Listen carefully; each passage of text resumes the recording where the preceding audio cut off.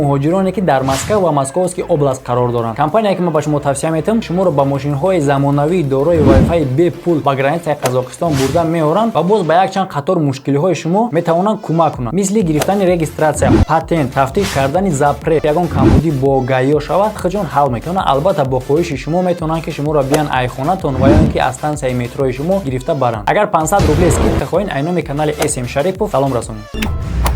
دوستان در سلام با شما است محمد شریپов. چخیلی که ما میدونیم برادر روز به روز قانون مثال همین زکانای نو در روسیه درباره مهاجرو کاری مهاجرو را روز به روز مشکلتر کرده است.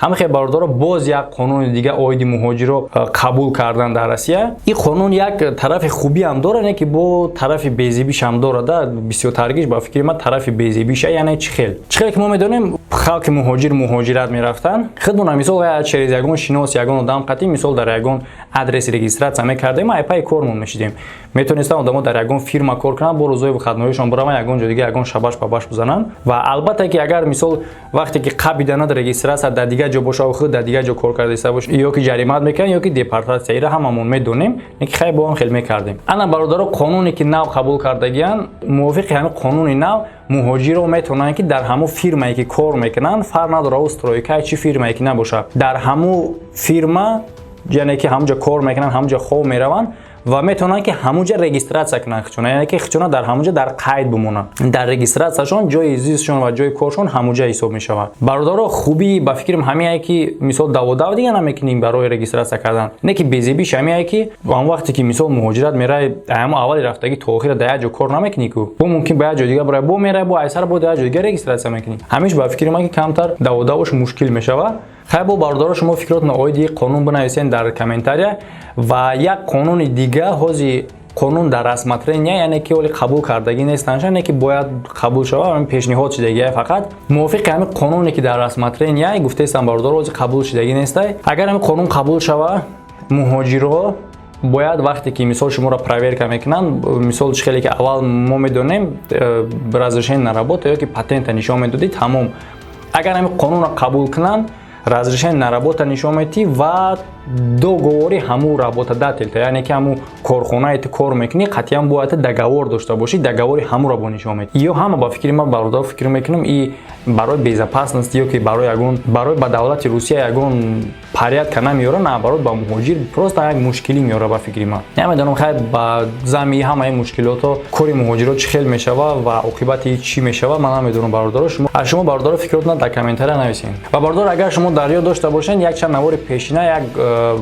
кӯдак буд бо номи хисравҷон ҳамун бемории дил доштак ва мо аз ҳама тамошобинон хоҳиш кардем ки касе ки бачаи зуррасш метавона ҳамин бародар дар ҳамин кӯдак дар ёрдам кунад ва ё ки фитри рӯзаи худша ба ҳамин кӯдак бирасонад ва бародар агар касе ки навора надида боша оз ҳамҷа силкаш мебурояд бидроен тамошо кунем бояд бори дига ай пешиносем ба ҳамин ҳолати ҳамин кӯдак чӣ кор кардан накора ҳама данёш ҳамҷа мондагия мада хабар додам ки баъди ид агар мисол ҳамин маблағи лозима ҷамъ шава баъди ид ҳамин кӯдака ҷарроҳӣ мекунанд ва бародор шумо ҳам қадар дуо кунед ки ҷарроҳии ҳамин кӯдак хубтар осонтар бе ягон мушкилӣ бигзарад. Ва чӣ ки ма дар як наворам гуфтам агар одаме набоша ки илми динӣ дошта боша ягон каналеро биёвен ки агар худшам ки илми динӣ надошта боша ақаллан сабти ягон олими диниро бигзора дар каналаш ва шумо ҳам олима гӯш кунед. Ва ҳамин хеле дӯсто як канал астае ба номи ҳоҷӣ мирзо ки бародаро дар ҳамин канал сабтҳои оригинали бобои ҳоҷӣ мирзо гузоштагӣ астае шумо метавонед тамошо кунед гӯш кунед ва ба дили саволҳои худтон ҷавоб бигиред. Ҳама вақт дар инҷа канал записҳои нави бобои ҳоҷӣ мирзо пахшда мешавад. Марҳамат бародаро ссилкаш дар описание ҳастае бидроен подписатсия кунед ҳар гуна каналҳои бемаънеро гӯш накунед.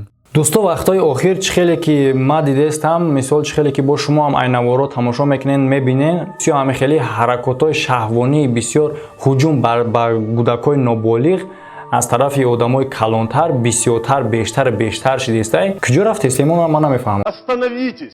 ва бародаро ҳам хеле дар кони бодом як ду писар як духтари 13 соларо таҷовуз мекунанд ӯ духтар ҳомила мешава баъде ки ҳомила мешава баъд падару модараш бохабар мешаванд мераванд суд ва ҳамин бачае ки ҳамин духтари 13 соларо таҷовуз кардагиян ҳаморо 6 моҳӣ метан, яъне ки 6 моҳӣ аз озодӣ маҳрумшон мекунад. Чӣ ба иша шумо нависем бародаро дар комментария, ман намедонам чӣ ба, не ки дар ҳамин ҷа як чиз қайд кардагие ки ҳамин ҳодисаро модараш вақте ки бохабар мешава ки шиками кӯдак аллакай дам мешава, вақти муайян нестае ки мисол ҳамун баранд ташхис кунанд ки мисол доказад ки ҳамин одамо ҳамин кӯдака расидагиян. Не ки бародар анализ ДНК астае ку, яъне ки мисол ҳамун вақте ки кӯдак ҳомила шидагия дар бадани ҳамун кӯдакае ку анализ ДНК ҳамун кӯдака қатъиан одамои таҷовузгар мисол муқоиса мекунанд, мефаҳманд ки хай ҳамин кор кардагия. Не ки бародаро дер шидак ё ки зуд шидак ӯро ҷазо додагиян. Не ки фақат дар ҳамин ҷа аҷоибиш дар ҳамин ҷае ки чӣ ба 6 моҳ. Ман бародаро хабара хондум, боварим наомад, ози хабара хай бо шуморо нишон метам дар экран шумо худтон мебинен. Мара боварим наомад. Ва бародаро ҳамин кӯдак вақте ки хай чӣ хеле ки мо медонем 13 сола кӯдак оли барои модар шидан тайёр нестай, ҳангоми таваллуд кардан албатта ки мисол зуруш намерасад, чандин ҷарроҳии рӯйбарӯ мегирад ва аз ҳамин одамое ки ҳамин кора кардагиян 6 моҳ аз озодӣ маҳрумшон кардан ҳозир дар озодиян, яъне ки 6 моҳшон гузашт омадан озод шидан, ба ҳамин модари кӯдак ба ҳамин кӯдак ягон сум хароҷот кардагӣ нест намега. ва бародаро модари ҳамин кӯдак талаб дорад ки ба ивази зарари расондагии ҳамин таҷовузгаро ба зидди ҳамин кӯдаки духтарчаи 13 сола 30 000 сомонӣ биспоранд мада. 30 000 сомонӣ. бародаро шумо тасаввур кунед ки ду одам як кӯдаки 13 соларо расидагиян, ин қадар мушкилот дар сари ин духтарча овардагиян ва модари ё танҳо 30 000 сомонӣ талаб кардааст.